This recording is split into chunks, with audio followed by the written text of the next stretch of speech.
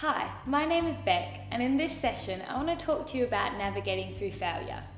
In life, we have this natural expectation to succeed. We all have goals that we want to achieve and a destination that our life is supposed to reach. Along with this, along the way, we all need to figure out how we can deal with failure and what we're supposed to do in response to it when it does come along. It's not a question of if we fail, but it's when we fail, what we're going to do about it. The fear of failure can really affect some people. Sometimes we think when we fail, we're seen as a lesser person, or maybe we feel that we're inadequate for a role, and other people can see that as well. And even sometimes it speaks to our identity, who we are. And when we fail in our actions, sometimes we think that maybe we are failures. But I want to tell you, failure doesn't define you. It's what you do afterwards that can make all the difference.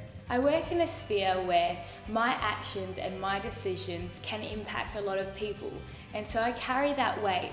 And sometimes when I start to see life more as a tightrope than an open space, that fear of failure can become very overwhelming.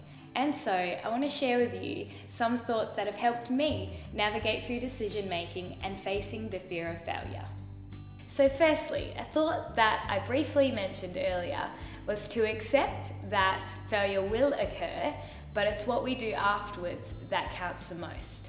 So whether it's a failed relationship, a job, a financial investment, or maybe a minor responsibility, something that would really help is to ask yourself, firstly, what went wrong?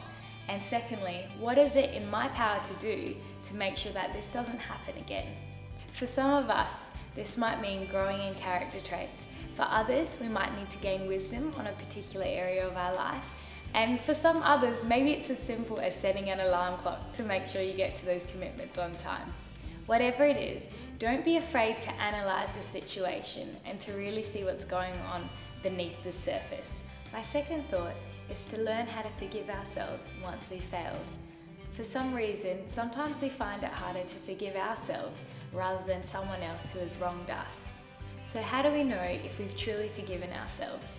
Some questions I like to ask myself are, if this situation came up again, how would I respond to it? How much would it really affect me?